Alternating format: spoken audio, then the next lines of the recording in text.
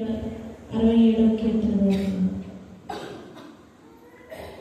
దేవా వెంబడించి తిని నామము జీవిశ్వరన జీవితాశనివే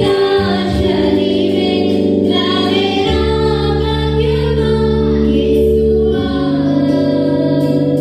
దేవా వెంబడించి తిని నామము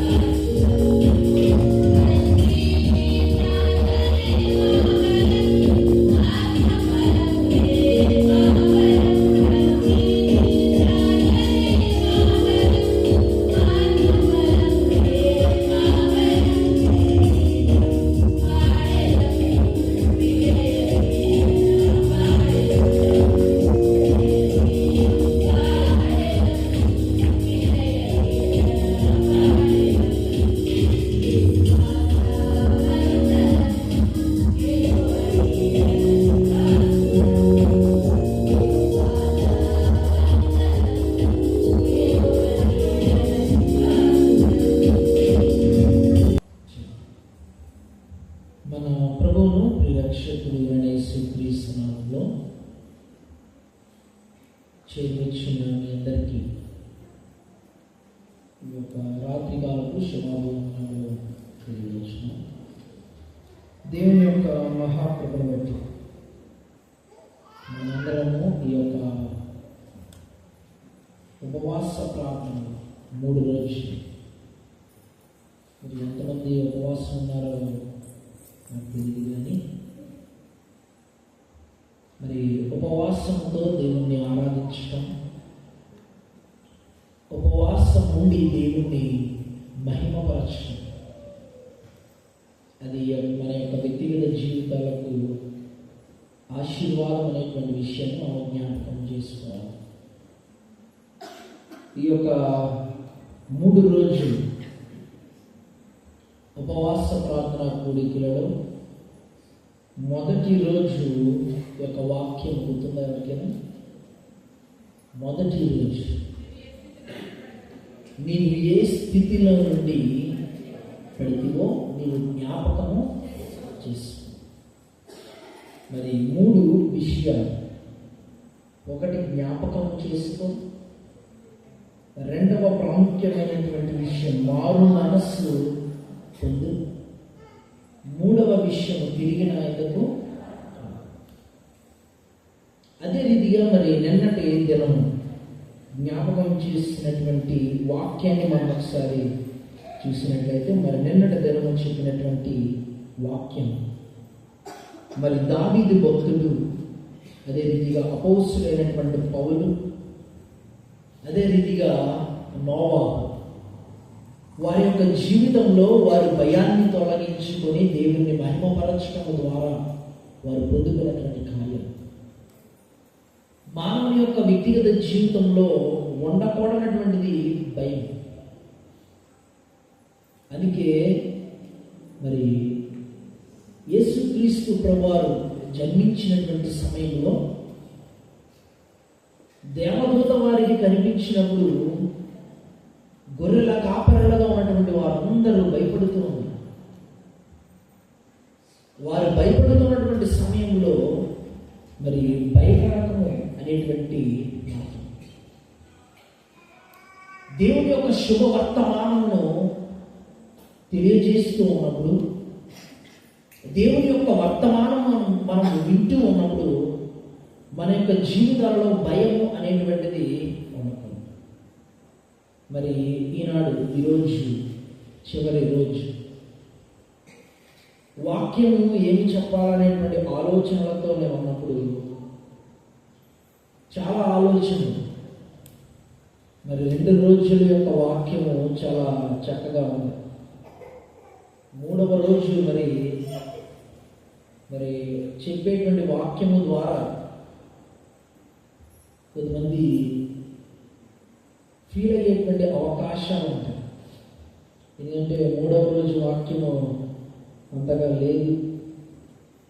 3వ రోజు వాక్యము మరి అంత ప్రభావం లేదు అనేటువంటి మాటలు వస్తాయి అనేటువంటి భయముతో మొట్టమొదటిగా ఒక వాక్యాన్ని తీసుకున్నాం. కీర్తనల గ్రంథం 11వ సంకీర్తనం అన్నటువంటి వాక్యమును తీసుకుని దాని మీద చెప్పాలనేటువంటి ఆలోచన కలిగింది. కీర్తనల గ్రంథం 11వ సంకీర్తన 3వ చరణాన్ని చెబుతుంది.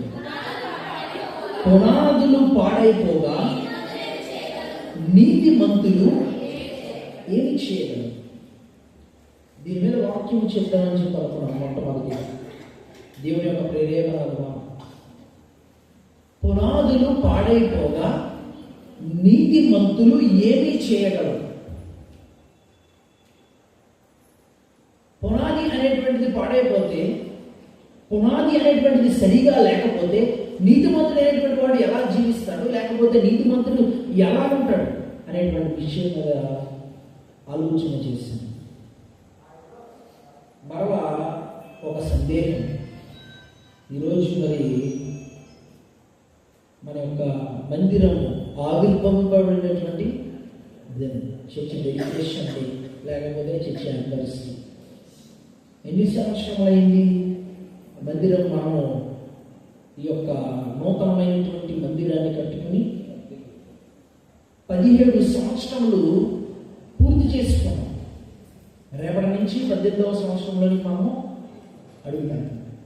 ఈ రోజుతో 17 సంవత్సరములు 2008వ సంవత్సరంలో మన యొక్క మందిరము కట్టుకున్నాం. ఈ 2008 సంవత్సరం నుంచి ఇప్పటికి 2025 ఎంతో మంది దైవ సేవకులు వచ్చింటారు. సుమారు 10 మంది పైగా వచ్చింటారు.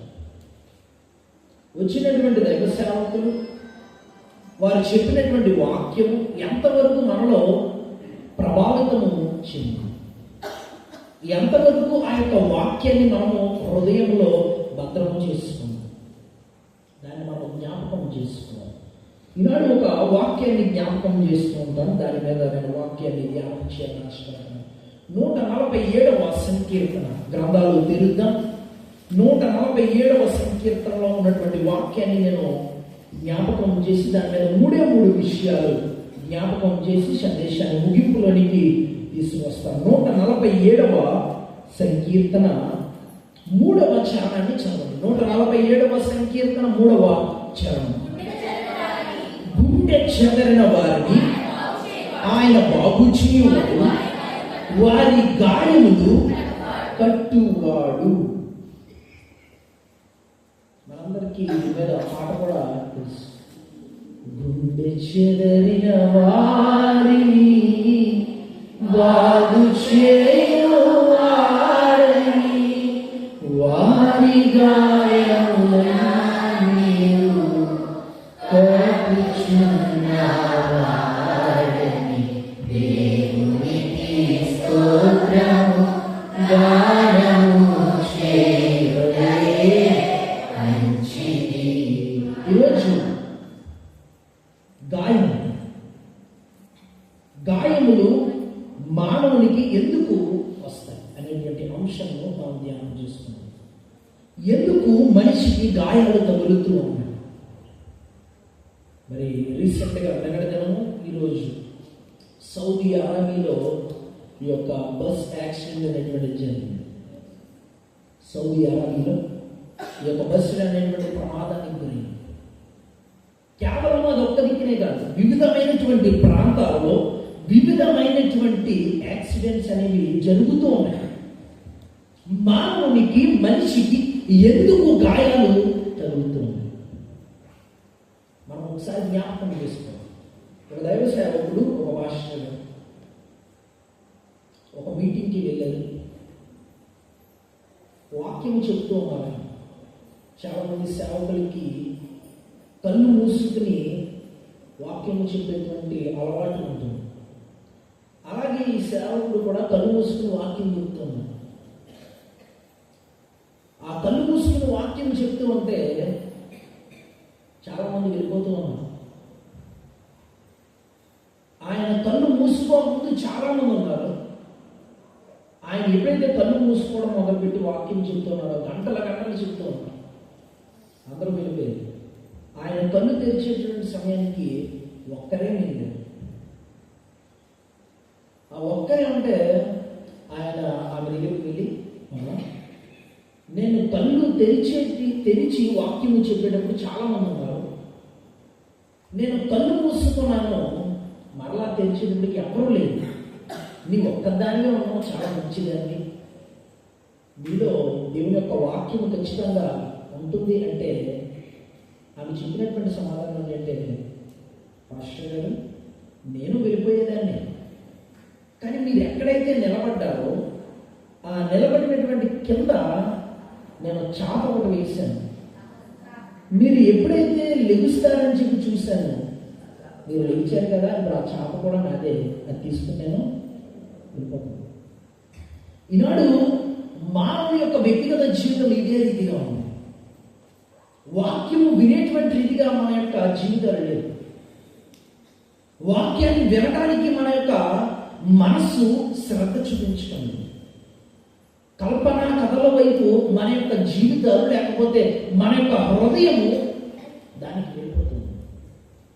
ఈనాడు మన యొక్క జీవితాలు ఏ రీతిగా ఉన్నాయి? 17 సంవత్సరాలు మన యొక్క మందిరము కట్టబడి 17 సంవత్సరాలు అయింది. 18వ సంవత్సరంలోనికి అడుగు పెడుతూ ఉన్నాం. మన యొక్క జీవితాలు ఏ రీతిగా ఉన్నాయి?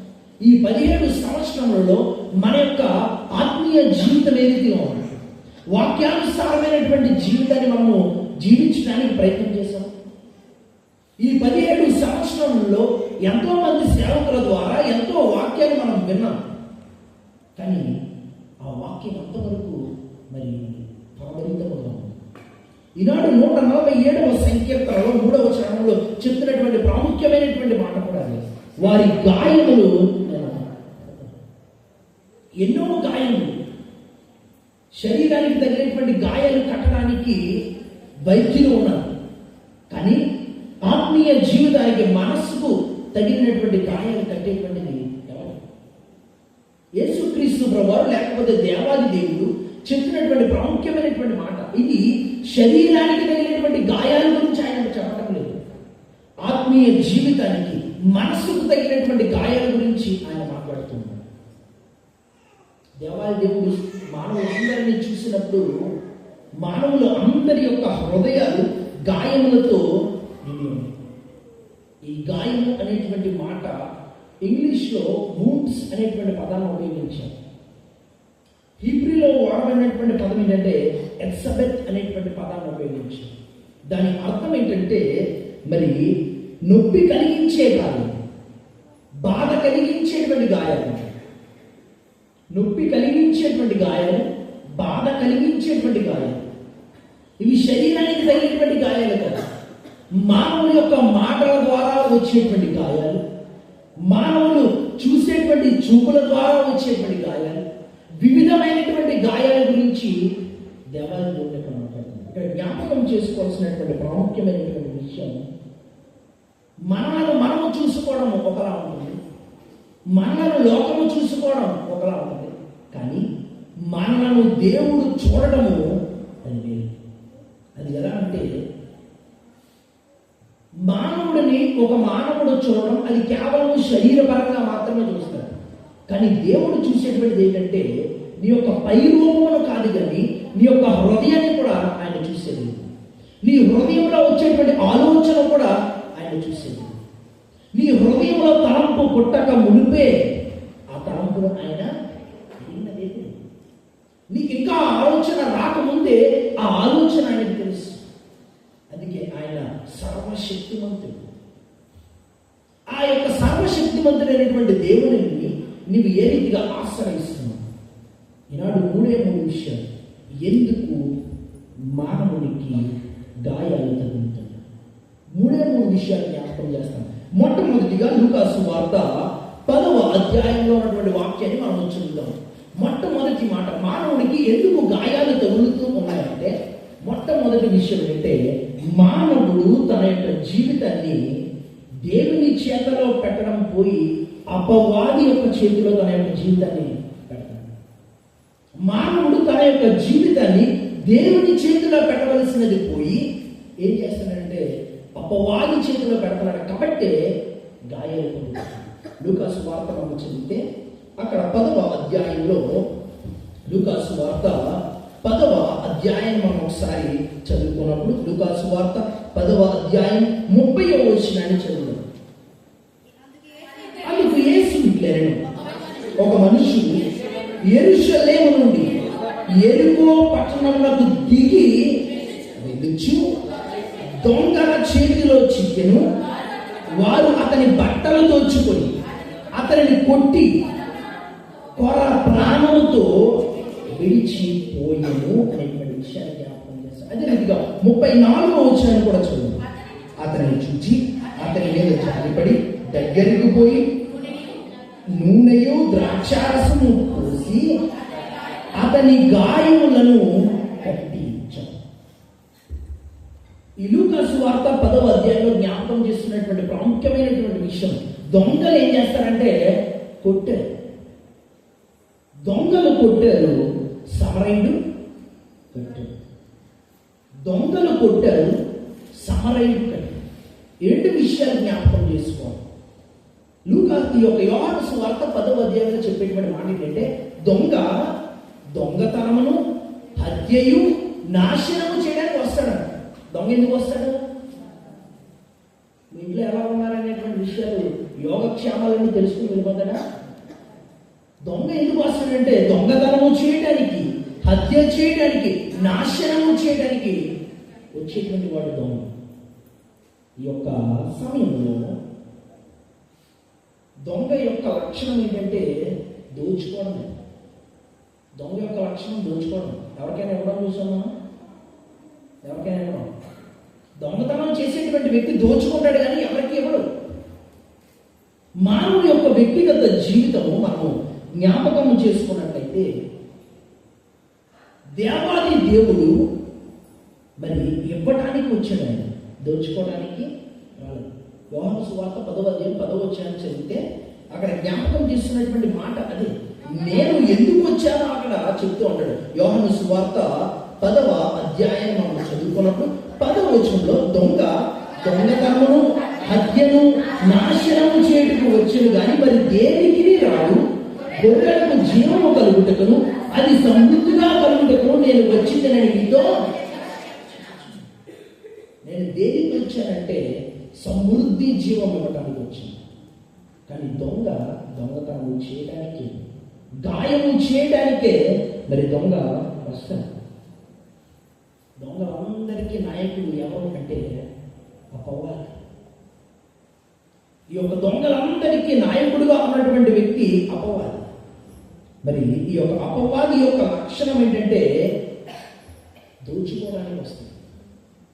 దేవుని యొక్క ఆలోచన, దేవుని యొక్క ఆశీర్వాదాలు పొందుకోవాలని, ఫలభరితమైనటువంటి కుటుంబ జీవితంలోనికి వెళ్ళాలని, దేవుని యొక్క చిత్తము తెలుసుకొని దేవుని యొక్క చిత్త ప్రకారం నడవాలని దేవుని యొక్క ఆలోచన అయితే దొంగ మాత్రము భయంకరమైనటువంటి పనులు చేయడానికి, నాశనము చేయడానికి, హత్యను చేయడానికి, దోచుకోవడానికి దొంగ వస్తుంది.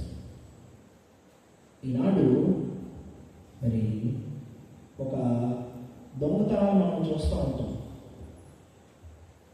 అక్కడ పోలీసులు ఏం చేస్తారంటే దొంగలు ఉన్నారు జాగ్రత్త. అటువంటి దొంగలు ఏం చేస్తారు? సైకిల్ మరి తీసుకువెళ్ళేటువంటి దొంగలు ఉంటారు, బైకులు దొంగతనం చేసేటువంటి దొంగలు ఉంటారు, వివిధ రకాలైనటువంటి దొంగలు ఉంటారు, బ్యాంక్ రాబరీ చేసేటువంటి వాళ్ళు. అలాగే ఒక కుటుంబం గేటు దగ్గర ఏం పెట్టారంటే ఒక బోర్డు తగిలించారు, భార్య భర్తలు దొంగతనం చేసేటువంటి వారికి విజ్ఞప్తి, కొంచెం గ్యాప్ ఇవ్వండి మాకు అని చెప్పాను. బయట బోర్డు ఏం పెట్టారంట? దొంగతనం చేసేటువంటి వారికి విజ్ఞప్తి, కొంచెం గ్యాప్ ఇవ్వండి. ఎందుకు? మేము మరలా సమకూర్చుకోవాలి, ఆ సమకూర్చుకోవాలి మీరు దొంగతనం చేయడానికి కొంచెం గ్యాప్ ఇవ్వాలి.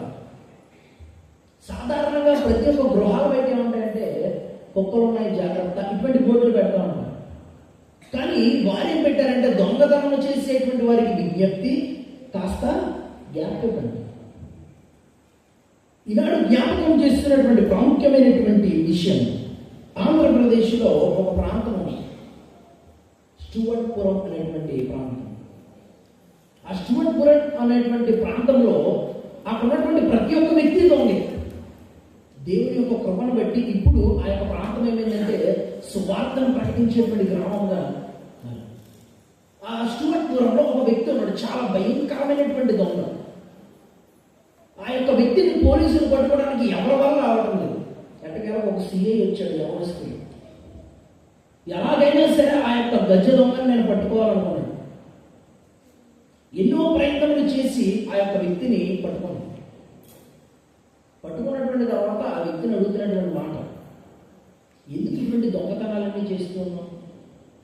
ఆ దొంగతనాలన్నీ మానేయచ్చు కదా అని చెప్పి. సరే, ఓకే, మంచిది. మరి ఇప్పుడు వరకు నీవు దొంగతనాలు చేసావు కదా, మరి నా దగ్గర ఎందుకు దొంగతనం చేయలేదని చెప్పాను.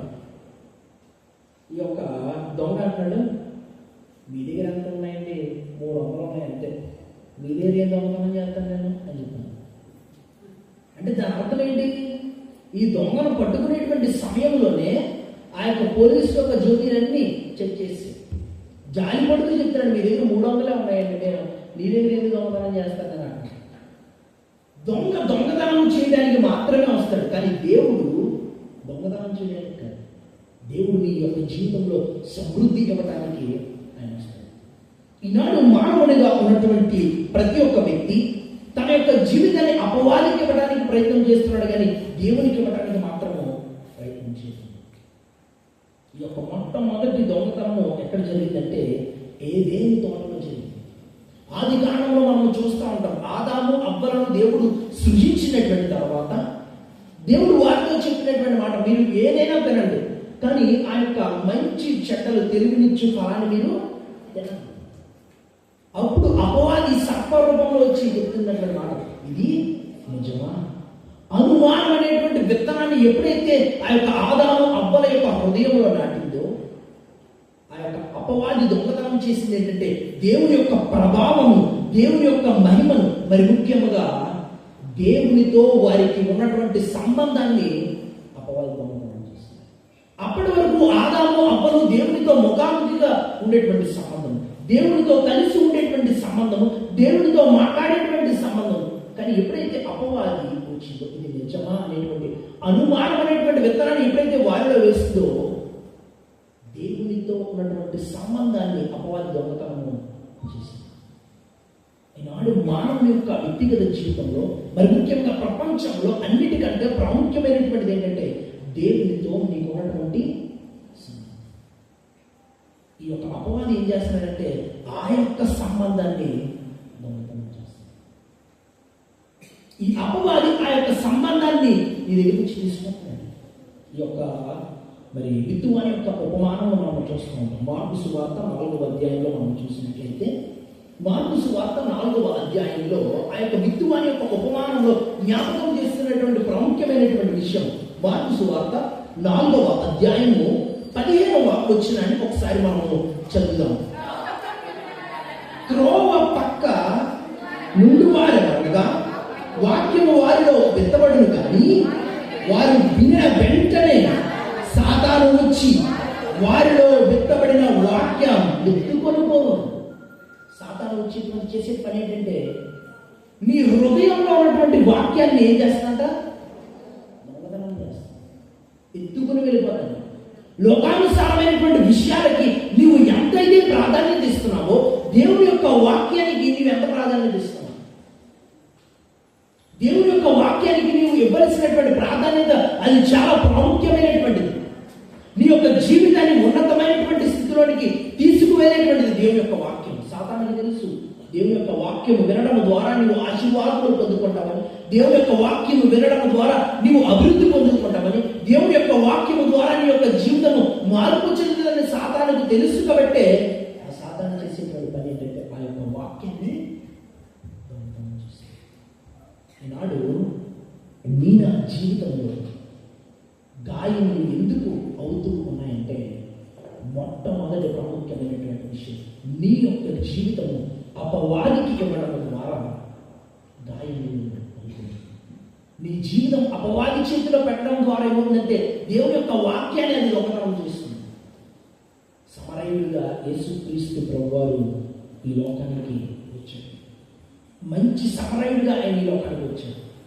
నీకున్నటువంటి గాయములను కడుగుతున్నాడు ఆయన. నీకున్నటువంటి గాయములను కట్టి నూనె రాసి ఆయన చేసింది ఏంటంటే ఒక పూట కూలి వారి దగ్గర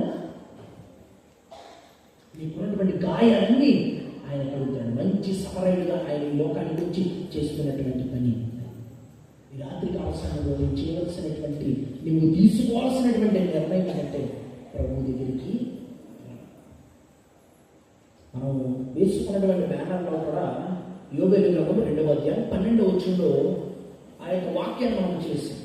ఇప్పుడైనను మీరు ఉపవాసం ఉండి కన్నీరు విడుచుచు దుఃఖించుచు మనస్ఫూర్తిగా తిరిగి నా యొద్దకు రండి. మనస్ఫూర్తిగా రావాలంట. మనము మన యొక్క శరీరం రావడం కాదు, మనం వచ్చామంటే మన యొక్క హృదయం కూడా దేవుని యొక్క మందిరానికి, మన యొక్క హృదయంతో వచ్చినప్పుడు దేవుని యొక్క వాక్యాన్ని వినడానికి అది సహాయం చేస్తుంది. నీ యొక్క శరీరం మాత్రమే ఇక్కడ ఉండి నీ యొక్క ఆలోచనలు ఎక్కడెక్కడ ఉంటే దానివల్ల ప్రయోజనం ఏంటి? నీ యొక్క శరీరము, నీ యొక్క హృదయము, నీ యొక్క మనస్సు ఇక్కడ ఉంటేనే వాక్యాన్ని మనం వినగలుగుతాం. ఆ వాక్యం విన్నటువంటి తర్వాత అపవాది దాన్ని తీసుకు వెళ్లకుండా నీ యొక్క జీవితాన్ని ఏం చేయాలంటే దేవునికి విషయం. ఎందుకు మానవునికి గాయములు తగులుతున్నాయంటే నీ జీవితం అపవాదికి ఇవ్వడానికి. రెండవ ప్రాముఖ్యమైనటువంటి విషయం, ఇది చాలా ప్రాముఖ్యమైనటువంటి విషయం. ఈ రెండవ విషయాన్ని చదువు. కీర్తనల గ్రంథము 38వ సంకీర్తన, చాలా జాగ్రత్తగా వినండి. కీర్తనల గ్రంథము 38వ సంకీర్తన. ఎందుకు మానవునికి గాయములు తగులుతున్నాయంటే మొట్టమొదటిగా అపవాదికి నీ యొక్క జీవితాన్ని ఇవ్వడం ద్వారా తగులుతున్నాయి అంటున్నాడు. రెండవ ప్రాముఖ్యమైనటువంటి విషయం, కీర్తనల గ్రంథము 38వ సంకీర్తన 5వ వచనాన్ని చదువుదాం. నా మూర్ఖత వలన కలిగిన నా గాయములు దుర్వాసన గలవై. ఎంత చక్కగా ఈ మాట చెప్తాడు, నా మూర్ఖత వలన అంట. అంటే ఇది ఎవరితో తప్పు కాదు, నా మూర్ఖత వలన నా యొక్క గాయములు ఏమవుతున్నాయంటే దుర్వాసన వస్తున్నాయంట. ఈనాడు మనం చేసేటువంటి భయంకరమైనటువంటి పరిస్థితి ఈ యొక్క మరి నా యొక్క మూర్ఖత వలన. ఇంగ్లీష్లో వాడబడినటువంటి పదం ఏంటంటే స్టింక్ అనేటువంటి పదాన్ని ఉపయోగించారు. ఈ స్టింక్ అనేటువంటి మాట అర్థం ఏంటంటే అక్కడ ఇంకా నిలబడలేదు, అక్కడ ఇంకా అసలు ఉండలేనటువంటి పరిస్థితి. ఆ స్టింక్ అనేటువంటి పదానికి విత్ మై ఫూలిష్నెస్ అంటున్నాడు. నీ యొక్క మూర్ఖత వలన మాత్రమే. మానవులుగా చేసేటువంటి తప్పులు ఎన్నో ఉంటాయి. తప్పులు చేసినటువంటి తర్వాత మానవుల యొక్క సహజం ఏంటంటే వారి మీద వీరి మీద దాన్ని తోసేస్తూ ఉంటారు. చేసినటువంటి తప్పులను కవర్ చేసుకోవడానికి వివిధమైనటువంటి వారి మీద నెపములు వేస్తారు. చివరికి ఆ వ్యక్తి చేశాడని తెలిసిన తర్వాత ఆ వ్యక్తిని వచ్చి అడిగి ఏమంటాడంటే, నేను ఒక్కడైనా పాపం చేస్తాను, నేను ఒక్కడైనా తప్పు చేస్తాను, అయితే ఏంటి ఇప్పుడు తప్పు చేస్తే చేయకూడదా అనేటువంటి మరి స్టేజ్కి మానవుడు వస్తాడు. నీ యొక్క మూర్ఖత వలన నువ్వు చేస్తున్నటువంటి పని గాయములు తగలడానికి కారణం ఏంటంటే నీ మూర్ఖత, నీ యొక్క మూర్ఖత వలన బుద్ధిహీనత. ఈ యొక్క పాత నిబంధనలో సౌలు అనేటువంటి వ్యక్తి మొట్టమొదటి రాజు. ఇశ్రాయేలు ప్రజలందరినీ విడిపించబడేటువంటి తర్వాత వారు చక్కగా ఉన్నటువంటి తర్వాత ఇశ్రాయేలు ప్రజలందరూ దేవుడు అడుగుతున్నటువంటి మాట, మాకు ఒక రాజు కావాలి, మాకు ఒక నాయకుడు కావాలి అని చెప్పంటే దేవుడు అన్నాడు, ఇప్పటి వరకు నేను మిమ్మల్ని నడిపించాను, నేను ఉంటే సరిపోద్ది కదా అంటే, అయినా వద్దు, మాకు మాత్రం ఒక రాజు కావాలి. రాజు వస్తే దాని తర్వాత వచ్చేటువంటి పరిస్థితులు వేరు, రాజు వస్తే దాని తర్వాత వచ్చేటువంటి పరిణామాలు చాలా భయంకరంగా ఉంటాయంటే, అయినా సరే పర్వాలేదు, మాకు రాజు కావాలి అన్నప్పుడు దేవుడు సౌలును రాజుగా ఏర్పాటు చేసుకున్నాడు. దేవుడు సౌలును రాజుగా ఏర్పాటు చేసుకున్నటువంటి తర్వాత తన యొక్క తండ్రి కీషు చాలా మంచివాడు, చాలా భాగ్యవంతుడు. ఎప్పుడైతే ఈ యొక్క సౌలు రాజుగా ఎక్కినటువంటి తర్వాత అధికారం వచ్చింది, తన దగ్గర ధనం అనేటువంటిది, మరి ముఖ్యంగా చుట్టూ సైన్యము, వీటన్నిటినీ చూసి అవిధేయత తన యొక్క జీవితంలో ఉంది. అవిధేయత ప్రారంభమైంది. నమ్మకంగా ఉండవలసినటువంటి సౌలు అవిధేయత వలన తన యొక్క జీవితం ఏమైపోయిందంటే ఈ యొక్క మరి గిల్బోవా అనేటువంటి పర్వతం మీద ఫిలిస్తీన్ల అంబుల ద్వారా గాయపరచబడ్డాడు. సమూయేలు మొదటి గ్రంథం మనం చదివితే 31వ అధ్యాయంలో, సమూయేలు మొదటి గ్రంథము 31వ అధ్యాయంలో ఈ యొక్క సౌలు గాయపరచబడినటువంటి విధానము అక్కడ జ్ఞాపకం చేయబడుతుంటది. సమూయేలు మొదటి గ్రంథము 31వ అధ్యాయం 3వ వచనం, యుద్ధంలో సౌలు ఓడిపోవచ్చుండగా అతడు అంబుల వేయు వారి కంటబడి వారి చేత బహు గాయములు పొందెను. అవిధేయత తన యొక్క జీవితంలో ఉండడం ద్వారా, తన యొక్క సొంత నిర్ణయాలు తీసుకోవడం ద్వారా, దేవునికి వ్యతిరేకంగా ఉండడం ద్వారా, తన యొక్క మూర్ఖత వలన గాయములు పొందుతున్నాడు. ఈనాడు నా జీవితంలో నీ యొక్క మూర్ఖత వలన, నీ యొక్క నిర్ణయం తీసుకోవడం ద్వారా నీ జీవితంలో గాయములు అనేటువంటివి వస్తుంది. నీ యొక్క మూర్ఖత, నీ యొక్క నిర్ణయము, మరి ముఖ్యంగా నీ యొక్క బుద్ధిహీనత వలన నీ యొక్క కుటుంబం వచ్చినటువంటి సేవకుడు, నీ యొక్క జీవితము అది అతలాకుతలం ఉంటుంది. మొత్తం నాశనం అయిపోవడానికి గల కారణం ఎవరంటే అది నీ యొక్క మూర్ఖత వలన మాత్రమే. మన యొక్క వ్యక్తిగత జీవితం లేదు. ఇంకొక మాట జ్ఞాపకం చేస్తాను. ఈ యొక్క సామెతల గ్రంథము 23వ అధ్యాయంలో ఇది చాలా ప్రాముఖ్యమైనటువంటి మాట. మరి ముఖ్యముగా ఎందుకంటే మన యొక్క మూర్ఖత, మన యొక్క నిర్ణయం తీసుకోవడం ద్వారా యవన కాలంలోనికి వచ్చినటువంటి తర్వాత వారు తీసుకునేటువంటి నిర్ణయాలు, యవన కాలంలోనికి వచ్చినటువంటి తర్వాత వారు తీసుకునేటువంటి నిర్ణయాలు వారి యొక్క జీవితం మొత్తము నాశనం అవడానికి కారణం అది. ఈ యొక్క మద్యము త్రాగడం ఎవరైనా నేర్పిస్తారు. మద్యము త్రాగడం అలవాటు చేయడం చాలా మంది నేర్పిస్తారు. కానీ మానిపివేయడానికి ఒక్కడు కూడా. నీకు మద్యం అలవాటు చేయడానికి కొన్ని వందల మంది వస్తారు, కానీ మానపడానికి ఒక్కరు కూడా. ఈ యొక్క సామెతల గ్రంథము 23వ అధ్యాయము గ్రంథాలు ఒకసారి తెరవని అక్కడ జ్ఞాపకం చేస్తున్నటువంటి ప్రాముఖ్యమైనటువంటి మాట అది. సామెతల గ్రంథము 23వ అధ్యాయము ఆ యొక్క 29వ వచనం నుంచి ఒకసారి చెప్పండి. ఎవరికి శ్రమ, ఎవరికి దుఃఖము, ఎవరికి జగడములు, ఎవరికి చింత, ఎవరికి హేతువులేని గాయములు, ఎవరికి మంద దృష్టి, ఎవరికి శ్రమ, ఇదంతా. ఆ కింద వచనంలో మరొక మాట చెప్తున్నాడు. ఈ హేతు లేకుండా ఎందుకు ఈ యొక్క గాయములు మీకు చెందుతున్నాయంటే, ఆ కింద వచనంలో ఏమంటాడంటే ద్రాక్షారసముతో ప్రొద్దుగుచ్చు వారికే కదా, కలిపిన ద్రాక్షారసము రుచి చూడ చెయ్యవాడే కదా. ఎవరికి ఇటువంటి శ్రమలు, ఎవరికి ఇటువంటి గాయములు, ఎవరికి ఇటువంటి ఇబ్బందులు అంటే ద్రాక్షారసము రుచి చూసినటువంటి వాడికి కదా. ఈనాడు బైబిల్ గ్రంథం చాలా స్పష్టంగా చెప్తున్నటువంటి మాట, మద్యం అనేటువంటి దానికి దూరంగా ఉన్నాడు.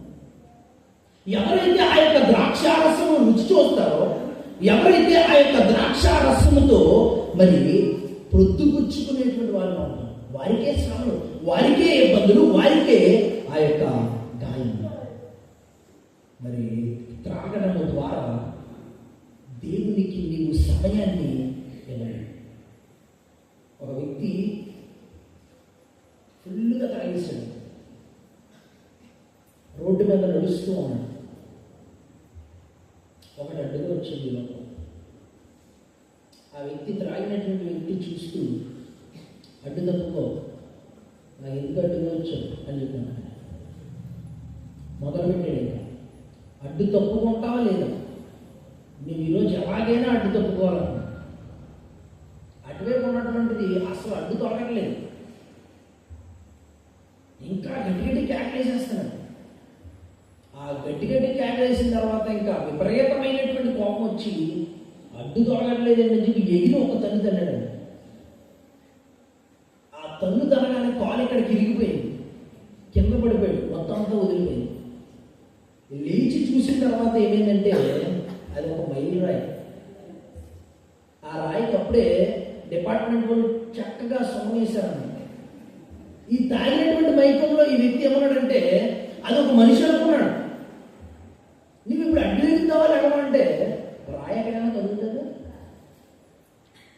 ఆ గాయము ఆ యొక్క మద్యము త్రాగడం ద్వారా ఆ గాయాన్ని కొడి తెచ్చుకుంది. ఇక్కడ జ్ఞాపకం చేస్తున్నటువంటి ప్రాముఖ్యమైనటువంటి విషయం కూడా అదే.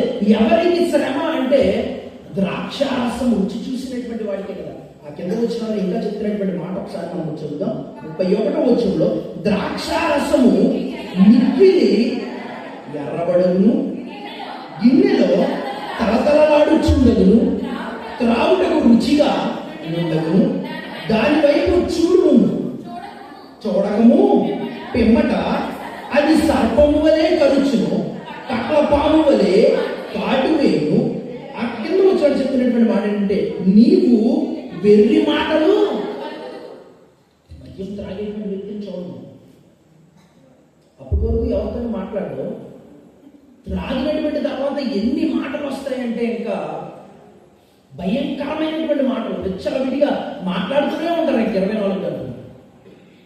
అటువంటి వారికి శ్రమ, అటువంటి వారికే గాయములు తగులుతాయి అంటాడు ఇక్కడ.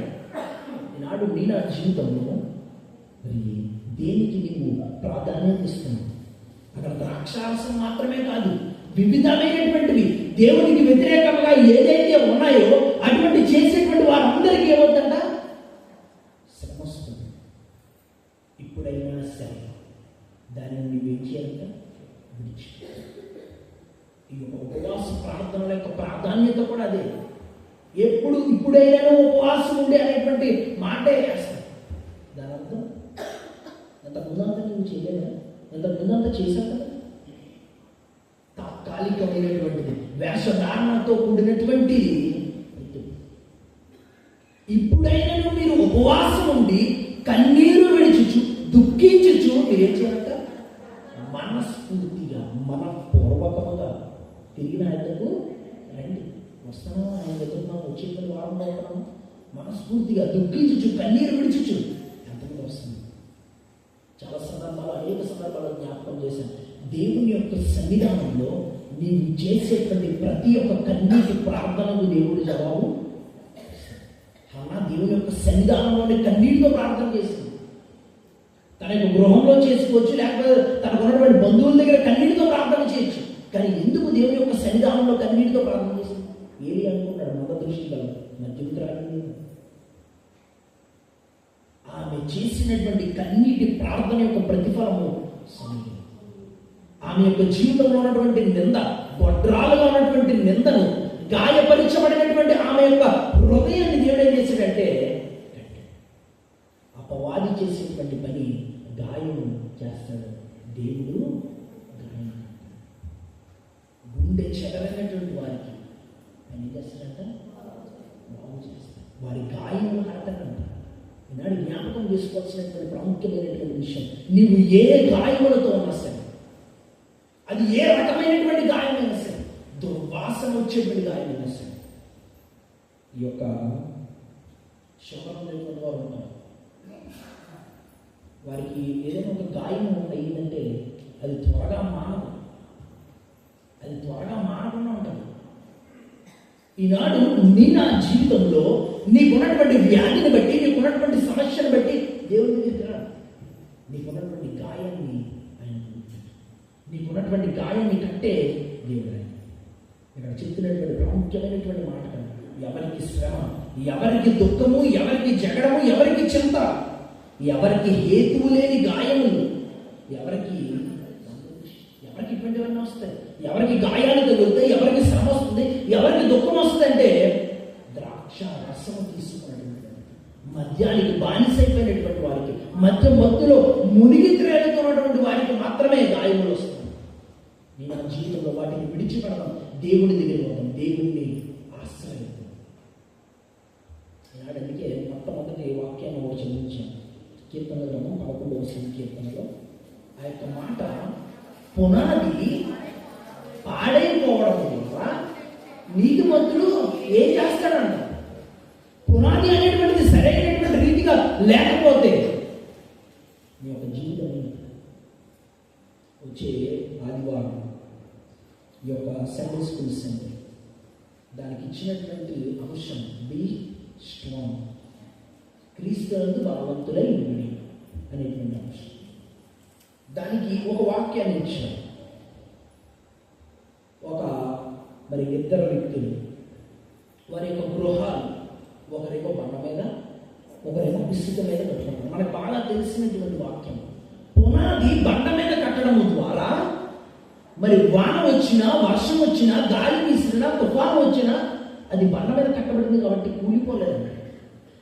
నా జీవితము మనం ఉన్నటువంటి పునాది మరి ఎంత బలముగా ఉంటే, ఎంత చక్కగా ఉంటే నీ యొక్క జీవితం అంతా సరైనది. నీ పునాది సరిగా లేకపోతే, నీ పునాది వాక్యం మీద లేకపోతే ఆ బండ ఎవరంటే అపోస్తులైన పౌలు చెప్తాడు, ఆ బండ క్రీస్తే. ఆ బండ నీ యొక్క జీవితము క్రీస్తు అనేటువంటి మరి బండ మీద నీ యొక్క గృహము కట్టవాలి. క్రీస్తు అనేటువంటి పునాదిని నీవు వేసుకోవాలి, వాక్యం అనేటువంటి పునాదిని నీవు వేసుకోవాలి. అప్పుడే నీ యొక్క జీవితం అభివృద్ధి చెంది. మరి ఎవరికి గాయములు తగులుతాయంటే మొట్టమొదటి ప్రాముఖ్యమైనటువంటి విషయం, అపవాదికి నీ జీవితము మరి అప్పగించడం ద్వారా గాయము. రెండవ ప్రాముఖ్యమైనటువంటి విషయం, నా మూర్ఖత వలన. అది మరొకరు ఎవరితో తప్పు కాదు, నీవు చేసుకున్నటువంటి పని ద్వారా అది నీ వలన మాత్రమే నీవు గాయం వస్తావు. ఈ మూడవది చాలా హాస్యాస్పదంగా ఉంది. నేను ఈ మూడవది చదివినప్పుడు చాలా ఇంచుమించు ఒక 10 సార్లు నవ్వుకున్నాను. జకర్యా గ్రంథాన్ని ఒకసారి చదువు.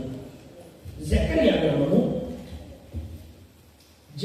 గ్రంథాన్ని మనం ఒకసారి చదివితే అక్కడ జ్ఞాపకం చేస్తున్నటువంటి ప్రాముఖ్యమైనటువంటి విషయాలు ఒకసారి చదువు. జకర్యా గ్రంథము 13వ అధ్యాయము.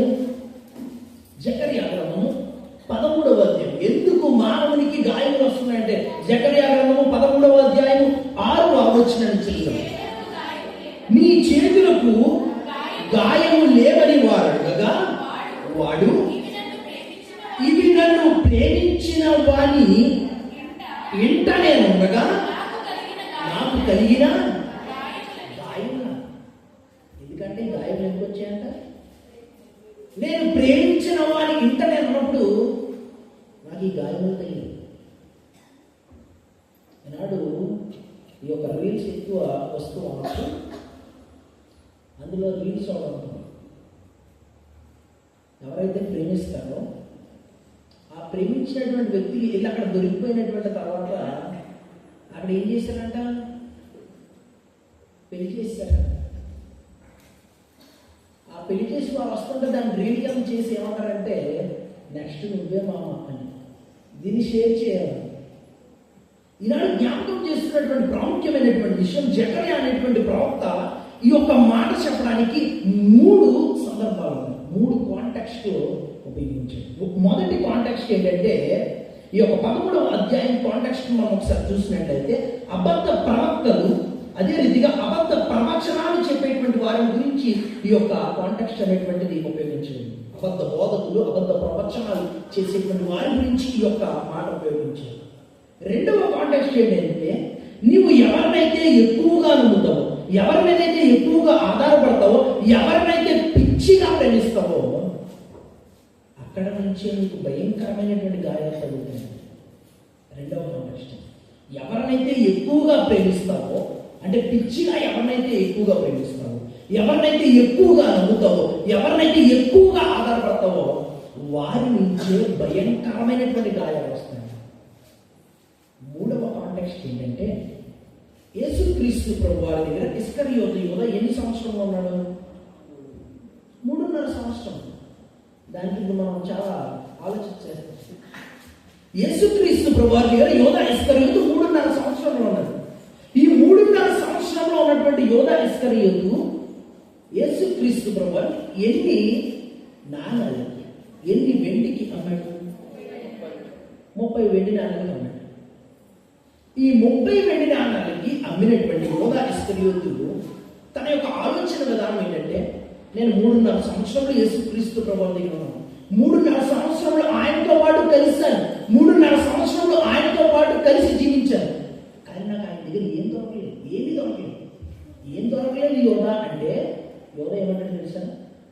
నాకు ఈ యొక్క పొలిటికల్ పవర్ అనేటువంటిది, లోక సంబంధమైనటువంటి అధికారం నాకు లేదు, ఆయనకు వచ్చినటువంటి వారు లోక సంబంధమైనటువంటి ధనము నాకు లేదు, ఆయన దగ్గర ఉన్నంతసేపు ఆయన ప్రేమ అనేటువంటిది, పాప క్షమాపణ అనేటువంటిది, లేకపోతే పరలోక రాజ్యం ఎలా వెళ్ళాలి, నిత్య జీవానికి ఎలా వెళ్ళాలి అనేటువంటి విషయాలే బోధిస్తున్నాడు ఆయన.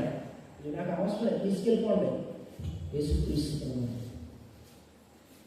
30 వెండి నాణాలకు అమ్మినటువంటి సందర్భాన్ని, అనగా దీన్ని ఏమంటారంటే బిట్రేల్, అంటే నమ్మక ద్రోహం.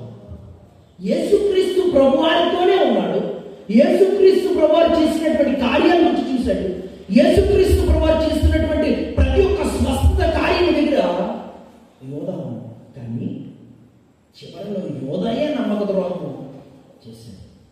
జ్ఞాపకం చేస్తున్నటువంటి ప్రాముఖ్యమైనటువంటి విషయం ఏంటంటే నీవు ఎవరినైతే ఎక్కువగా నమ్ముతావు, ఎవరినైతే ఎక్కువగా ఆధారపడతావో, ఎవరినైతే పిచ్చిగా ప్రేమిస్తావో వారే నీకు భయంకరమైనటువంటి గాయాలు ఒకనొక రోజు ఖచ్చితంగా తీసుకొస్తాయి.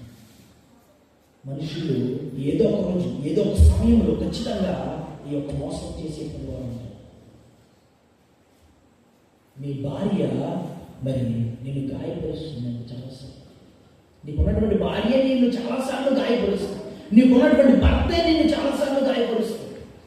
రాజమండ్రి అనేటువంటి ప్రాంతంలో ఒక వ్యక్తి ఉన్నాడు, సందర్భం వచ్చిన తర్వాత జ్ఞాపకం చేస్తాను. రాజమండ్రి అనేటువంటి ప్రాంతంలో ఒక వ్యక్తి ఉన్నాడు. అతను ఎంత పైశాచిక ఆనందాన్ని తెచ్చుకుంటాడంటే తనకున్నటువంటి భార్యని బాత్రూంలో తీసుకుని వెళ్ళి విడిచిపెట్టేస్తాడు. 3 రోజులు బాత్రూంలో వెళ్ళి బరువు పెట్టేసి కూర్చోండి. లోపల ఉన్నటువంటి భార్య కేకలు వేస్తుంది, ఏమండి ఆకలి వేస్తుంది, తలుపు తీయండి. 3 రోజులు ఆమె అందులోనే ఉండాలి, తలుపు తీయదు. అంత పైశాచికమైనటువంటి ఆనందాన్ని తెచ్చుకుంటుంది. ఈనాడు చాలా మనం చూస్తూ ఉన్నాం, ఈ యొక్క భార్యలు భర్తలను చంపేస్తున్నారు. ఇప్పుడు పెళ్లి చేసుకున్నటువంటి తర్వాత భర్తకు ఉండేటువంటి భయం ఏంటంటే, ఒకవేళ బ్రతికితే చాలా చక్కగా ఉంటుంది, ఒకవేళ బ్రతకలేకపోతే భార్య చంపేస్తున్నారు. చాలా న్యూస్లో మనం చూస్తూ ఉన్నాం. ఒక 2 భార్య భర్తలు ఈ నది ప్రాంతం దగ్గరికి వెళ్ళి సెల్ఫీలు దిగుతున్నారు. సెల్ఫీలు దిగుతూ ఉంటుంటే లోపల భర్త ముందుకు వెళ్ళి చూస్తున్నాడు. భార్య వెనక్కి వెళ్ళి ఒక్కసారిగా అమాంతం తోసేసింది. ఈ త్రోసేసిన వెంటనే అక్కడ ఉన్నటువంటి కొంతమంది చూశారు, ఈ వ్యక్తి ఈదుకుంటూ వెళ్ళిపోతున్నాడు. అక్కడ ఉన్నటువంటి ఒక ఆయన ఈయన కాపాడిన తర్వాత, ఏమేమి ఇలా పడిపోయావు ఏంటంటే, నా భార్య నన్ను తోసేసింది అన్నాడు. ఆ భార్యని అడుగుతుంటే భార్య అంటుంది, నేను ఎగిరిపోయలేదు, ఈయన గాలికి ఎగిరిపోయి పడిపోయాడు అంటాడు. ఈనాడు జ్ఞాపకం చేసుకోవాల్సినటువంటి ప్రాముఖ్యమైనటువంటి విషయం, మరి భార్య భర్తలకు ఉన్నటువంటి సంబంధం ఏంటి? నా భర్తకి ఏమీ తెలియదండి, నేను 3వ తరగతి 3 సార్లు చదివానండి, నా భర్త 2వ తరగతి చదివాడండి. నువ్వు 3 సార్లు కాక 30 సార్లు చదివా. Men need respect. పురుషునికి ఖచ్చితంగా గౌరవం అనేటువంటిది భర్త ఇవ్వాల్సింది. మీరు గృహాల్లో ఉన్నప్పుడు అది ఏది ఇవ్వాలన్నా సరే పర్వాలేదు, బయటకు వచ్చినటువంటి తర్వాత నీకున్నటువంటి భర్తకి నీవు గౌరవము ఇవ్వాలి, నీకున్నటువంటి భార్యకి నీవు అంతగా నిలబడాలి. ఇంట్లో వెళ్ళిపోండి కదా, మీరు ఏమేం చేసుకోవాలంటే ఇంట్లో కొట్టేసుకుంటారండి. దాని అర్థం అది కాదు. ఇద్దరు కూర్చుని నిర్ణయాలు తీసుకోవాలి, ఇద్దరు కూర్చుని మాట్లాడుకోవాలి. మన యొక్క వ్యక్తిగత జీవితము ఇతరులకి హాస్యాస్పదంగా ఉండకూడదు. ఈనాడు మనిషికి ఎందుకు గాయాలు వస్తున్నాయంటే, మరి జ్ఞాపకం చేసుకునేటువంటి ప్రాముఖ్యమైనటువంటి విషయం, ప్రేమించే వారి వల్లే గాయాలు వస్తున్నాయి. నువ్వు ఎవరినైతే ఎక్కువగా ప్రేమిస్తున్నావో అక్కడ ఉండే గాయాలు అనేటువంటివి వస్తాయి.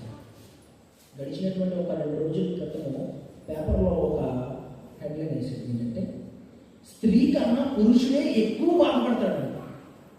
స్త్రీ కన్నా పురుషుడే ఎక్కువ బాధపడతాడు. ఎందులో బాధపడతాడు?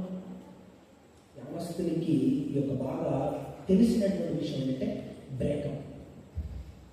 ఎప్పుడైతే ఈ బ్రేకప్ అనేటువంటిది వారి యొక్క మనసు ఎప్పుడైతే మొక్కలవుతుందో, ఆ యొక్క విషయాలన్నిటినీ జీర్ణించుకోలేక ఏమవుతుందంటే చనిపోవటానికి సిద్ధపడుతుంది.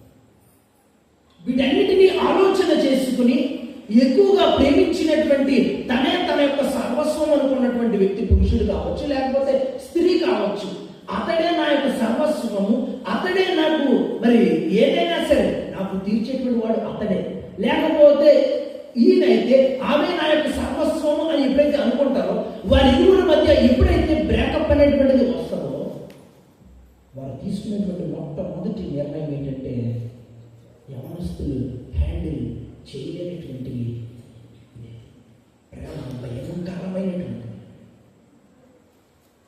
చనిపోవడానికి సిద్ధపడుతుంది. ఈనాడు జ్ఞాపకం చేసుకోవాల్సినటువంటి ప్రాముఖ్యమైనటువంటి విషయం, the greatest lover in the world, the greatest friend in the world, అది ఎవరంటే యేసుక్రీస్తు. నీకున్నటువంటి మంచి స్నేహితుడుగా ఆయన ఉన్నాడు. మరి ముఖ్యంగా నీకు ఒక లోక సంబంధమైనటువంటి ప్రేమ కాదు, కానీ దైవికమైనటువంటి ప్రేమ అందించేటువంటి వ్యక్తి ఆయన మాత్రమే. నీకు నమ్మినటువంటి వారందరూ మోసం చేస్తారు. ఏదో ఒక రోజు ఖచ్చితంగా ఒక స్త్రీ పురుషుడికి మధ్య ఉన్నటువంటి ప్రేమ అది శారీరకపరమైనటువంటి ప్రేమ, అది ఒక ఆలోచనతో ఒక మోహంతో ఉండేటువంటి ప్రేమ, అది కోరిక తీరిపోయినటువంటి తర్వాత వదిలేసేటువంటి. కానీ దేవుని యొక్క ప్రేమ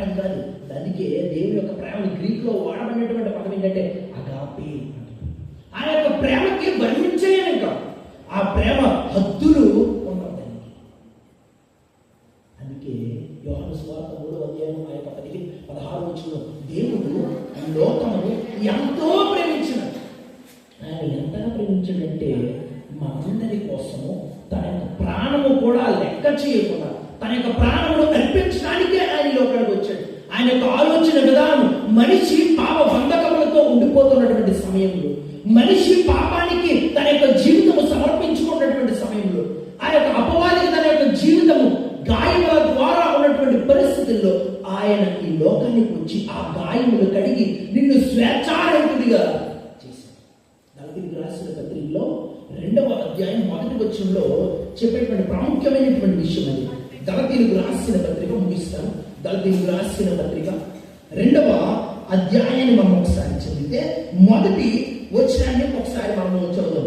అంతకంటే ముందు గలతీయులకు రాసిన పత్రిక 5వ అధ్యాయం 1వ వచనం. గలతీయులకు రాసిన పత్రిక 5వ అధ్యాయం 1వ వచనం. ఈ స్వాతంత్రము అనుగ్రహించి క్రీస్తు మనల్ని స్వతంత్రులుగా చేసి ఉన్నాడు. కాబట్టి మీరు స్థిరముగా నిలిచి మరణ దాస్యమును కాడి క్రింద ఏం చేయాలి? చిక్కుకోవాలా? చిక్కుకోకూడదు.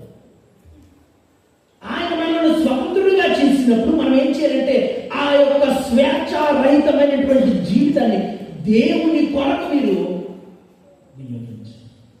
కానీ ఆ యొక్క స్వేచ్ఛారహితమైనటువంటి జీవితాన్ని మనం ఏం చేస్తామంటే మరలా దాస్యంలోనికి వెళ్ళిపోతాం. పాత నిబంధనలో ఒక బానిసను విడిపించాలంటే 30 వెండి నాణాలు ఇస్తే సరిపోవాలి.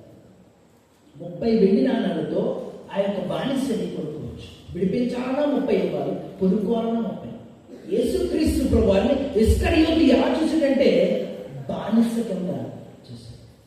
అందుకే ఆయన వల్ల నాకు ఏ ఉపయోగం లేదు, ఆయన తీసుకోవాలని చెప్పాను. మోసకరమైనటువంటి ముద్దు పెట్టి హత్తుకొని అమ్మివేసినటువంటి ఇస్కరియోతు యోధా జీవితంలో జీవితంగా వేషధారంతో కూడినటువంటి జీవితం అది వ్యర్థము. ఆ వేషధారంతో కూడినటువంటి జీవితం దేవుడు కోరుకోవటం లేదు. నీ యొక్క పై రూపాన్ని దేవుడు కావాలని చెప్పి అనుకోవటం లేదు.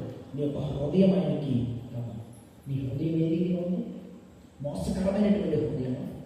ఇవే భక్తులు చెప్పేటువంటి మాటది. హృదయము అన్నిటికంటే అంటారు.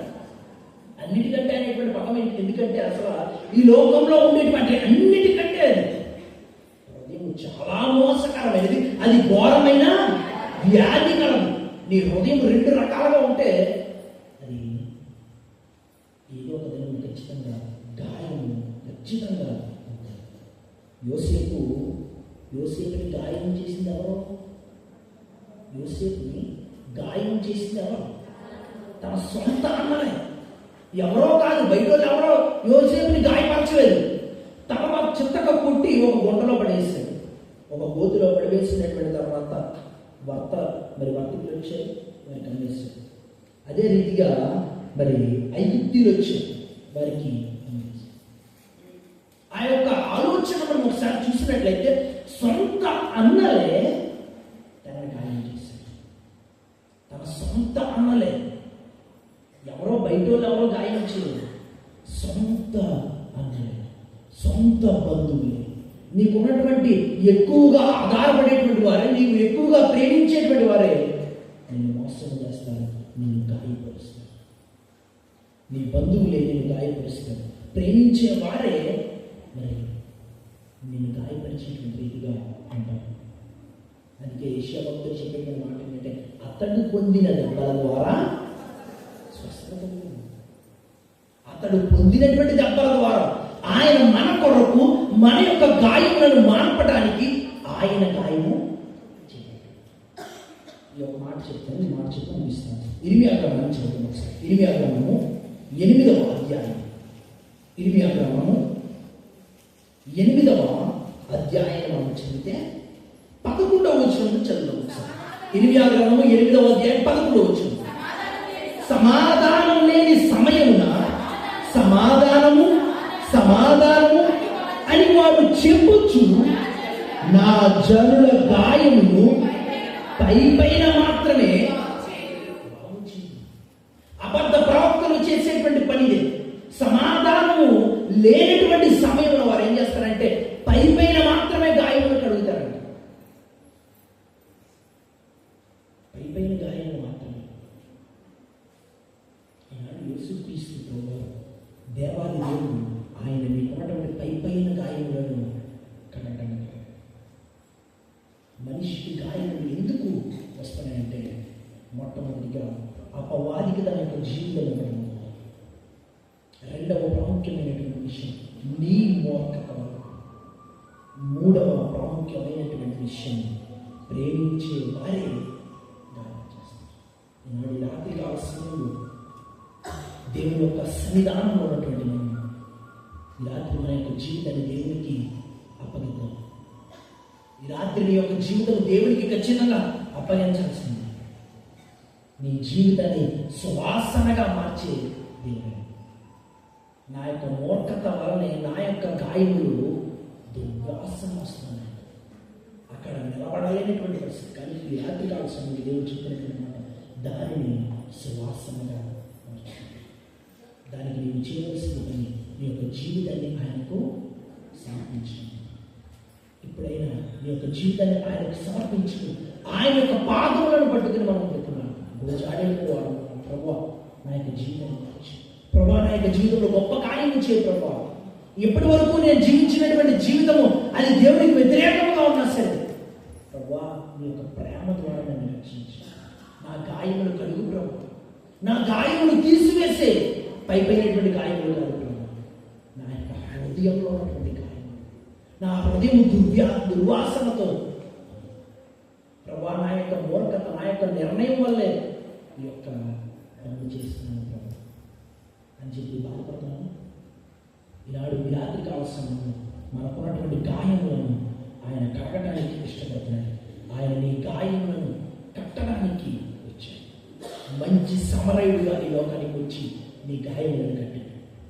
అటువంటి గాయములను కట్టినటువంటి దేవుని ఏ రీతిగా ఆరాధిస్తున్నావు, ఏ రీతిగా నీ దేవుని బయటపరుస్తున్నావు. ఈ రాత్రి కాల సమయంలో నిన్ను నీవు ప్రశ్నించు. నీవు సమాధానం చెప్పాల్సింది నీకున్నటువంటి బంధువులకి, నీకున్నటువంటి స్నేహితులకి, లేకపోతే నీకు ఏర్పరిచినటువంటి తల్లిదండ్రులకు కాదు. నీవు సమాధానం చెప్పాల్సింది దేవునికి. ఆయన ఖచ్చితంగా ఒకానొక దిన లెక్క అడుగుతాడు. ఆయన అడిగేటువంటి సమయానికి యొక్క జీవితం ఎదుగుతుంది. మరి ఈరోజు 17 సంవత్సరాలు దేవుని యొక్క మందిరాన్ని కట్టి మనం పూర్తి చేసుకున్నాం. 17 సంవత్సరాలు రాయిలాగా మనం దేవుని యొక్క మందిరంలో ఉన్నాము, లేకపోతే దేవుని ఆరాధించేటువంటి గొప్ప సైన్యంలో, దేవుని ఆరాధించేటువంటి గొప్ప మరి ప్రవక్తలు వలె దేవుని ఆరాధించడానికి ఇష్టపడాలి. దేవుని యొక్క వాక్యాన్ని మీరు మీ యొక్క హృదయంలో భద్రపరచు. వాక్యానుసారమైనటువంటి జీవితాన్ని జీవిస్తుంది. మన యొక్క మందిరం అనేకులకు మాదిరికరంగా చాలా సందర్భాల్లో జ్ఞాపకం చేశారు. మందిరంలో క్రమశిక్షణ మరి మన యొక్క సిఆర్ డెలిగేట్ మోజెస్ గారు మరి ఆయన చక్కటి క్రమశిక్షణ ఏర్పాటు చేశారు. ఆయన ద్వారా మంచి క్రమశిక్షణ కలిగినటువంటి సంఘం ఈనాడు క్రమశిక్షణ దేవుని యొక్క మందిరాన్ని మనం ఎలా చూస్తున్నాం? యేసుక్రీస్తు ప్రభువు ఆయన వచ్చి దేవుని యొక్క మందిరాన్ని శుభ్రం చేశాడు, శుద్ధీకరణ చేశాడు. ఎందుకు? దొంగల గుహగా నా మందిరం సకల ప్రజలకు ప్రార్థనా మందిరం అనబడినటువంటి మన మందిరము ఈనాడు మన మందిరంలో ప్రార్థనలు జరుగుతున్నాయా, లేకపోతే రాజకీయాలు జరుగుతున్నాయి? జ్ఞాపకం చేసుకోండి. 17 సంవత్సరాలు పూర్తి చేసుకున్నాం. మంచిదే, 17 సంవత్సరాలు మరి పూర్తి చేసుకుందంటే చాలా మంచి విషయం. అంతకు ముందు కూడా ఉంది, కానీ 17 సంవత్సరం ఈ మందిరాన్ని మనం కట్టుకోవడానికి దేవుడు కృప చేశాడు. జనాలు పెరుగుతున్నారు, విస్తరణ అనేటువంటిది సంఘంలో వస్తుంది. ఎంతమంది రావడం మంచిది, కానీ మన యొక్క జీవితం ఏ రీతిగా దొంగతనము, హత్య, నాశనం, డిస్ట్రాయ్ చేయడానికి వస్తారు. కానీ దేవాది దేవుడు సమృద్ధి జీవితం ఇవ్వడానికి, నా గొర్రెలకు సమృద్ధి జీవాన్ని వాళ్ళకి వచ్చాను. ఈనాడు మన యొక్క జీవితం సమృద్ధికరమైనటువంటి జీవితంలో ఉండటానికి దేవుణ్ణి ఆరాధిస్తూ దేవుని మహిమపరుస్తూ నీకున్నటువంటి ప్రతి ఒక్క గాయము కడగబడి ఆ గాయమును తొలగించుకొని దేవుణ్ణి ఆరాధించేటువంటి రీతిగా మనందరం ఉండటానికి పరిశుద్ధాత్మ దేవుడు సహాయం దయచేయగాక. ఆమె ప్రార్థన చేసుకుందాం. అందరం లేచి తర్వాత అంతకంటే ముందు మరి మన యొక్క మందిరం 17 సంవత్సరములు పూర్తి చేసుకున్నటువంటి సందర్భంగా మరి సంఘ పెద్దలు నిర్ణయం తీసుకుని ఒక ఆలోచనతో మరి కేక్ అనేటువంటిది కూడా తీసుకొచ్చారు. మరి ఈ ప్రార్థన అనంతరం ఆ యొక్క కేక్ అనేటువంటిది మనం కట్ చేద్దాం. ప్రతి ఒక్కరు నిలబడేవారు నిలబడండి, మోకరించేవారు మోకరించండి. దేవుని యొక్క సన్నిధానంలో ప్రేమ విధి మనం ఏర్పాటు చేసుకుంటాం. శరీరానికి కావలసినటువంటి ఆహారం కాదు, నీ యొక్క ఆత్మీయ జీవితానికి కావలసినటువంటి ఆహారం ఈ 3 రోజులు దేవుని యొక్క పరిశుద్ధాత్మతో నింపబడినటువంటి సేవకులు ఆ యొక్క వర్తమానం నీ హృదయంలో నాటబడిందా, లేకపోతే అపవాది ఆ యొక్క వాక్యమును దొంగతనం చేశాడు, అపవాది నీ హృదయంలో ఉన్నటువంటి వాక్యాన్ని తీసివేశాడు. నేను జ్ఞాపకం చేసుకుని ఆయన నిన్ను ఎంతగానో ప్రేమిస్తాడు, ఆయన నిన్ను ఎంతగానో ఆరాధిస్తాడు. చిన్నబిడ్డలు కదలదు, ఇంకొక మరి 10 నిమిషాల్లో మనం ఈ యొక్క ఆరాధన పూర్తి చేసుకుంటాం. ఎవరు కదలదు, ఇప్పటి వరకు మీరు కదలకుండా ఈనాడు రాత్రికాల సమయంలో దేవుని యొక్క సన్నిధానంలో ఉన్నటువంటి మనం, దేవుని ఆరాధించేటువంటి బిడ్డలుగా ఉన్నటువంటి మనం మన యొక్క వ్యక్తిగత జీవితాలలో గొప్ప మరి కార్యము చేయబోతున్నాడు. ఆయన ఆరాధిస్తున్నావా, ఆయన మహిమపరుస్తున్నావా? నీ యొక్క జీవితం ఏ రీతిగా ప్రార్థన చేసి నీకు ఉన్నటువంటి పక్కన ఉన్నటువంటి వారి గురించి ఆలోచన చేయి. ఇప్పుడే ఒక సరైనటువంటి గొప్ప నిర్ణయం తీసుకోండి. ప్రభువా, నా యొక్క జీవితాన్ని నీకు సమర్పిస్తున్నాను. నా జీవితంలో ఉన్నటువంటి గాయాలను తొలగించు. ఏ గాయములతో నేను ఉన్నానో ఆ గాయములు కట్టేటువంటి దేవుడు ప్రభువా. నీవు నన్ను ప్రేమిస్తున్నావు ప్రభువా. ఆ ప్రేమను పొందుకునేటువంటి రీతిగా నీవు నేను ఆ ప్రేమను పొందుకునేటువంటి రీతిగా ఉన్నాను.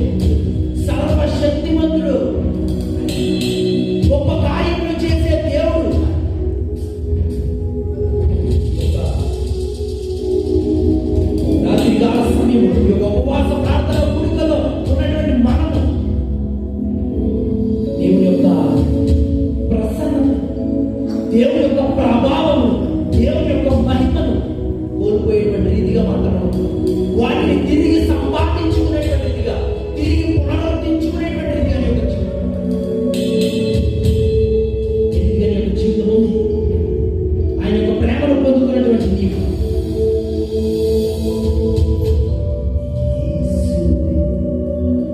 నన్ను ప్రేమించిన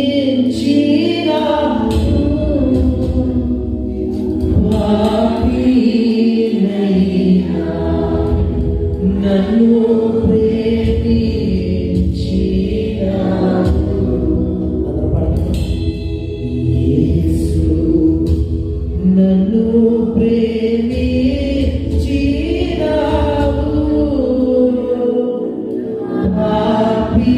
పాపినైనా నన్ను ప్రేమించినావు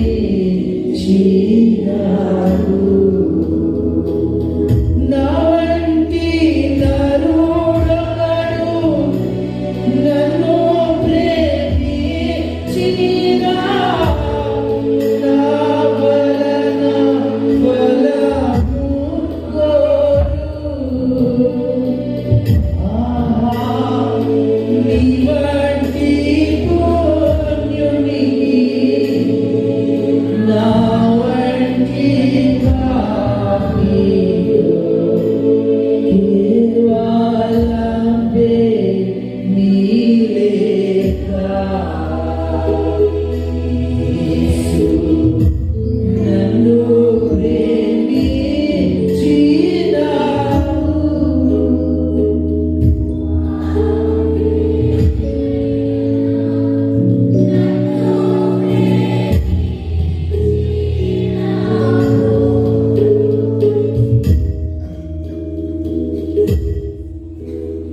పాపము స్థితిలో ఉన్నటువంటి నిన్ను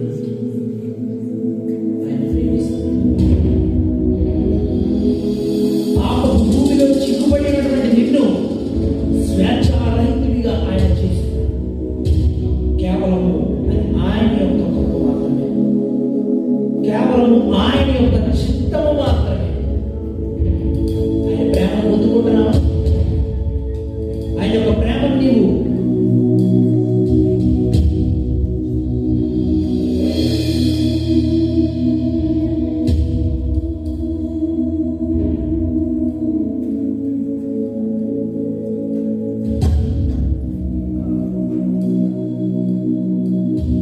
రాత్రికాల సమయంలో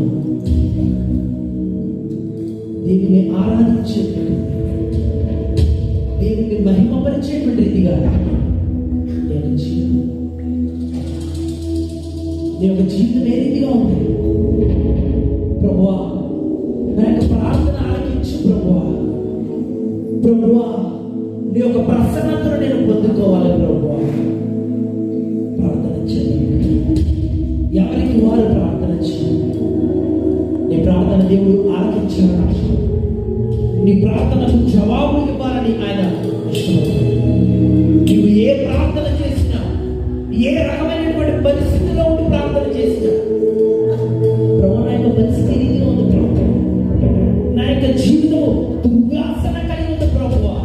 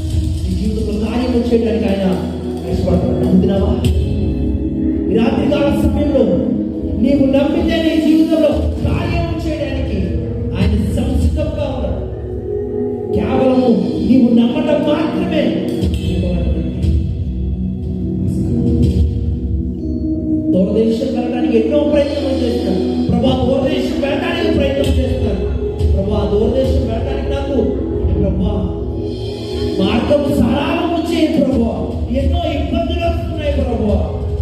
వాటన్నిటినీ సహాయించు. దూరదేశంలో ఉన్నటువంటి నాకు ఉన్నటువంటి భార్య, దూరదేశంలో ఉన్నటువంటి నా భర్త, దూరదేశంలో ఉన్నటువంటి నా తల్లి, దూరదేశంలో ఉన్నటువంటి నా తండ్రి క్షేమంగా ఉన్నారు, ఆరోగ్యంగా ఉన్నారు. ఎంతో మంది దూరదేశం వెళ్ళి వారు ఎన్నో పనులు చేస్తూ ఉన్నారు. ఆ పనికి కష్టము వారు ఎంతగానో అనుభవిస్తారు. రాత్రి కాల్సిన ప్రార్థించి అందరూ నన్ను విడిచిపెట్టేశారు, నేను ఒంటరి వాడిని అనుకున్నావా? ఒంటరి స్థితిలో నీకు తోడుగా ఉండేది నీ యొక్క వెన్ను తట్టి నీకు సహాయం చేసేది.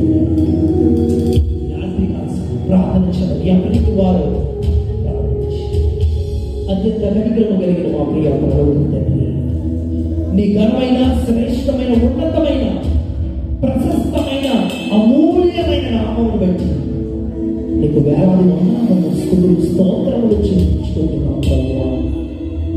ఈ యొక్క రాత్రి కాల సమయంలో ఈ యొక్క ఉపవాస ప్రార్థన 3వ రోజు, మొదటి 2 రోజులు ప్రభువా నీకు మహిమకరంగా జరిగించుకున్నాం. అందులో బట్టి నీకు వందనాలు ప్రభువా.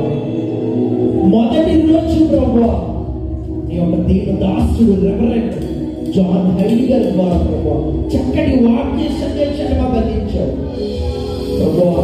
నీకున్నటువంటి స్థితిని జ్ఞాపకం చేసి వారు మనస్సు పొందు, తిరిగి నా యొద్దకు రా ప్రభువా. 3 విషయాల ద్వారా నువ్వు మాతో మాట్లాడావు. 2వ రోజు రెవరెండ్ అబ్రహాం దేవనేశ్వర్ గారి ద్వారా ప్రభువా చక్కటి వాక్యము మా జీవితంలో ఉన్నటువంటి భయాన్ని తొలగించుకొని నీ యొక్క పరిచయం చేసే వాడుకోవడానికి సహాయం దర్శనం. మా జీవితంలో ఉన్నటువంటి భయాన్ని తొలగించుకోవాలి ప్రభువా. ప్రభువా ఈ చివరి రోజు మా గాయములు ప్రభువా నువ్వు కడుగుతుంది. మనుషులు గాయము చేస్తారు కానీ నీవు గాయములను మా గాయములను కట్టే దేవుడు. మానవుని యొక్క నైస్ అపవాదికి ప్రభువా మా యొక్క జీవితం ఇవ్వడం ద్వారా మేము గాయం పరచబడుతున్నాం. మా యొక్క మూర్ఖత వలన ప్రభువా గాయపరచబడుతున్నాం ప్రభువా. నేను ప్రేమించినటువంటి వారే ప్రభువా గాయం చేశాను. ఈనాడు నా యొక్క జీవితాన్ని నీకు సమర్పించుకుంటున్నాను ప్రభువా. నా యొక్క జీవితాన్ని నీకు సమర్పించుకోవడం ద్వారా నీవు నా జీవితంలో ఉన్నటువంటి గాయాలను నీ ప్రియుడు ఎవరెవరు ఏ గాయములతో ప్రభువా నీ సన్నిధానంలోకి వచ్చారు, కన్నీరుతో ప్రార్థన చేస్తున్నారు, వారి యొక్క మనములను ఆలకించమని నజరేయుడైనటువంటి యేసు నామములో వారికి ఉన్నటువంటి గాయాలు తొలగించమని వేడుకుంటున్నాను. నీ పరిశుద్ధాత్మ శక్తి ద్వారా వారికి ఉన్నటువంటి గాయములను కడగమని వేడుకుంటున్నాను. వారి జీవితంలో ఉన్నటువంటి గాయములను తొలగించమని నేను ఆరాధించేటువంటి బిడ్డలుగా ఉండడానికి సహాయం వచ్చినటువంటి వారందరినీ దీవించండి ప్రభు, ఆశీర్వదించండి ప్రభు. వారి జీవితంలో ఇంకా అనేకమైనటువంటి మీరు అనేకమైనటువంటి అద్భుత కార్యాలు, అనేకమైనటువంటి ఆశ్చర్య కార్యాలు రుచి చూడడానికి సహాయం. నీ యొక్క ప్రసన్నతను ఏ రీతిగా అయితే ఆదాము అవ్వలు నీతో సంబంధాన్ని కోల్పోయారు ప్రభు, మేము ఆ యొక్క సంబంధాన్ని పునరుద్ధరించుకోవడానికి సహాయం. మా యొక్క సంబంధం ప్రభు వ్యక్తిగతమైనటువంటి నీతో ప్రభు సంబంధాన్ని మేము కలిగి ఉండడానికి, ఆ సంబంధం ద్వారా మా జీవితంలో మీరు పొందుకోవడానికి సహాయం చేసి మహిమ పొందుకోవడం. వచ్చినటువంటి వారందరినీ ఆశీర్వదించి ప్రభు వాయిద్యాలు వాయిస్తున్నటువంటి వారిని వారి కుటుంబాలను దీవించి ఇంకా మేము పరిచయంలో వారు వాడబడడానికి సహాయం చేసి నీవే మహిమ ఘనత ప్రభావాలు ఆరోపించుకో. వచ్చినటువంటి వారికి ఉన్నటువంటి అవసరం అక్కర్లు తీర్చు, నీవే మహిమ పొందుకో. సమాధానంగా మా యొక్క గృహాలకు వెళ్ళడానికి సహాయం చేసి ఈ యొక్క ఉపవాస ప్రార్థన కూడికల ద్వారా ప్రతి ఒక్కరు మేలు పొందుకోవడానికి కూడా ఆశీర్వాదం పొందుకోవడానికి సహాయం చేసి మహిమ పొందుకోవడం. ప్రతి ఒక్కరి కన్నిటి బాష్ప బిందువులు తుడిచి వేమని వారి జీవితంలో సంతోషం అనుకుంటుంది. ఈ నవంబర్ నెల ప్రభువా బిడ్డలకు దీవెనకరంగా ఆశీర్వాదకరంగా ఉండడానికి సహాయం చేయండి. ఈ నవంబర్ నెలలో ప్రభువా నీవు ఇచ్చినటువంటి వాగ్దానం నెరవేర్చబడడానికి నెరవేరుడు మన ప్రియ కుమారుడైన యేసు క్రీస్తు ద్వారా విడిపించున్నాము తండ్రి. ఆమేన్. మన తండ్రి అయిన దేవుని ప్రేమ, ప్రభు అయిన యేసుక్రీస్తు కృప, పరిశుద్ధాత్మ దేవుని యొక్క అన్యోన్య సహవాసం ఇప్పుడు వచ్చిన మనకు, మన కుటుంబాలకు, మనం చేసిన ప్రార్థన సదాకాలం దేవునితో ఉండి కాపాడుగాక. ఆమేన్. పిశాచి నన్ను యుక్తితో వశము చేయ చూచుచు నిశాంతమైన స్థితియే నా శాంకలేల మానుకు నిశాంతినే మరతునా నా శైలమైన ప్రార్థన నా శోకమెల్ల తీర్చెను విశేషమైన ప్రార్థన నా శోకమెల్ల తీర్చెను విశేషమైన ప్రార్థన.